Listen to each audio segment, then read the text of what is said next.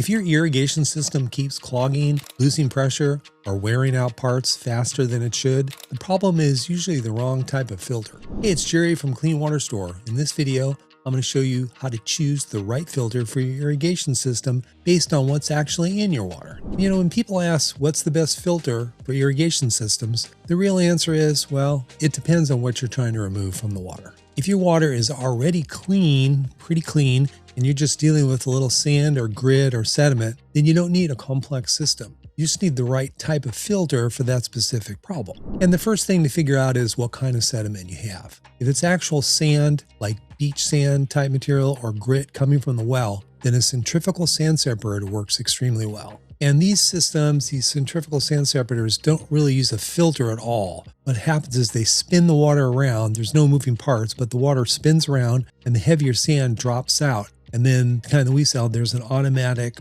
drain valve or backwash valve. So most centrifugal sand separators you can set up so they have an automatic flush valve, or you can go over and just manually open a valve and drain it. And a simple way to figure out if this would work would be to run your water into a white bucket and let it sit for about a minute. If you see sand or grit settling to the bottom quickly, then a centrifugal separator is usually a good solution. The next level is a screen filter, or what they sometimes call spin down filters. These are very common in irrigation systems and are designed to catch particles before they can clog your emitters and valves. And these filters are rated by mesh size. So a 30 or 60 mesh screen is common and works well for most irrigation applications. If you go to finer screens like 120 or 250 mesh, you'll remove smaller particles, but you have to be careful because you can also create pressure loss, which can affect your system performance.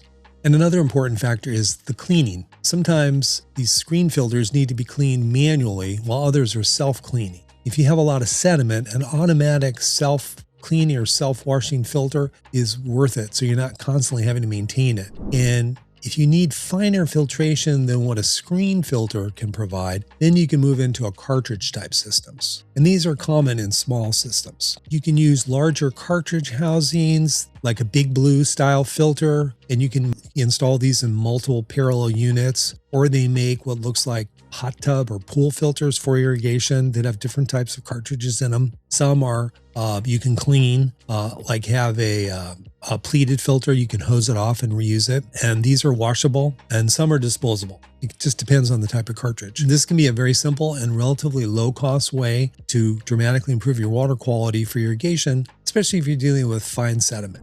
But once you get into well water with iron or manganese and heavier contamination, you're usually looking at some kind of media type filter. These are tank style systems filled with various types of filter media. And depending on the application, they might use sand and anthracite or activated carbon, or more commonly, they use a type of sediment filter material. There's different brands. The one we use is called Turbidex, but there's different brands. But basically, it's lighter and takes out more material than sand, so it needs less backwash flow than typical sand filters. And then if you're trying to filter out dissolved iron and manganese, that uses a type of manganese oxide media like our Pro-Ox media. So these systems actually remove dissolved iron and manganese, not just particles. And they're really an effective option if you're dealing with staining, buildup, or other issues. And for large irrigation systems, especially if you're running multiple zones and high flow rates, then a small commercial style filter system is the best choice. Again, these are the tank type filters, and they're larger tanks and have bigger pipes, such as instead of 1 inch, they might have 1.5 or 2 inch lines, or even 3 inch